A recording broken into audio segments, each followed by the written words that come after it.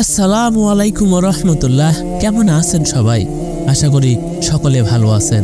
অন্যকে অভিশাপ দেওয়ার পরিণতি যা হাদিস থেকে আপনাদের সামনে উপস্থাপন করা হবে, যা সকল মুসলিম অমুসলিমদের জানা উচিত। তাহলে চলুন ভিডিওটি শুরু করা যাক। লানত বা অভিশাপ বলা হয় আল্লাহর রহমত ও করুণা থেকে দূরে সরে পড়াকে। যার উপর আল্লাহর লানত পতিত হয় সে কখনো আল্লাহর নৈকট্য লাভ করতে পারে না। পরিণতিতে সে ইহকাল ও পরকাল অপমান অপদস্থতা অর্জন করে। কাউকে অভিশাপ করার মানে হলো সে যেন আল্লাহর রহমত থেকে বঞ্চিত হয়ে যায়, যা একজন মুমিনের জন্য শোভনীয় নয়। প্রিয় নবী সাল্লাল্লাহু আলাইহি সাল্লাম তার উপর অত্যাচারকারী কাফির মুশরিকদেরকেও অভিশাপ করেননি।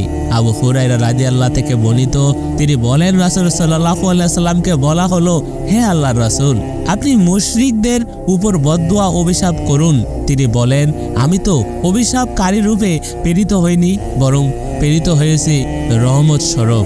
মুসলিম হাদিস 6507। অথচ মানুষ পান থেকে চুন খসলে নিজের আদরের সন্তানকে পর্যন্ত অভিশাপ দিয়ে বসে, যা অত্যন্ত দুঃখজনক। কারণ কখনো কখনো সত্যি সত্যি অভিশাপ মানুষের উপর কার্যকর হয়ে যায়। আবু বারজা আল আসলামী রাদিয়াল্লাহু থেকে বর্ণিত, তিনি বলেন, একবার এক বালিকা আমাদের সঙ্গে উটের উপর চড়ে আহরণ করছিলেন। এমন সময় তিনি উটের উপর রাগান্বিত হয়ে আল্লাহর কাছে দোয়া প্রার্থনা করলেন, উটের উপর অভিশাপ দিলেন। এমন সময় হযরত মুহাম্মদ সাল্লাল্লাহু আলাইহি সাল্লামের কানে এই কথাটি পৌঁছিল। তখন তিনি বললেন, ওই বালিকাকে আমাদের দল থেকে বিতাড়িত করা হোক। মুসলিম হাদিস 6500। একজন মুমিন কখনো এ ধরনের আচরণ করতে পারে না। আব্দুল্লাহ রাদিয়াল্লাহু থেকে বর্ণিত, তিনি বলেন, রাসূল সাল্লাল্লাহু আলাইহি সাল্লাম বলেছেন, মুমিন কখনো দোষারোপকারী ও নিন্দাকারী হতে পারে না, অভিশাপকারী হতে পারে না, অশ্লীল কাজ করে না এবং কটুভাষীও হয় না। তিরমিজি হাদিস 1977। গ্রামগঞ্জে মানুষের ঝগড়ায় লালত শব্দটি বেশি শোনা যায়। সাধারণ রাগের মাথায় মানুষ এ ধরনের কাজ বেশি করে।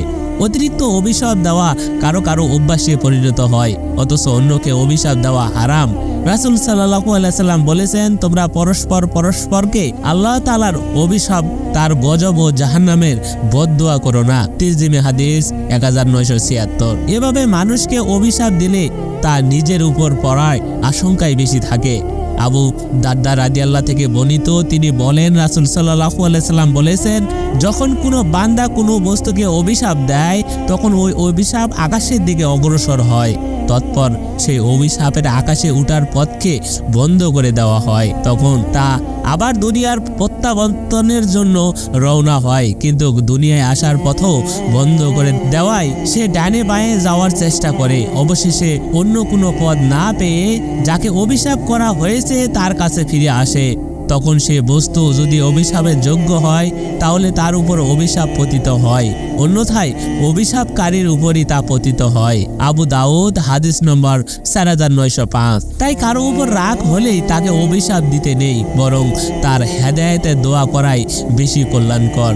প্রত্যেক মানুষই আল্লাহর মাখলুক, তাই অহেতুক দয়াময় আল্লাহর কাছে তার অন্য মাখলুককে ধ্বংস কামনা করা মহান আল্লাহ পছন্দ করেন না।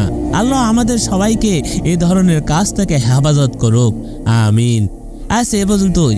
সবাই ভালো থাকবেন, সুস্থ থাকবেন এবং মানুষকে অভিশাপ দেওয়া থেকে বিরত থাকবেন। ভালো লাগলে অবশ্যই একটি লাইক দিয়ে চ্যানেলটি সাবস্ক্রাইব করে যাবেন। ধন্যবাদ সবাইকে। আসসালামু আলাইকুম। আল্লাহ হাফেজ।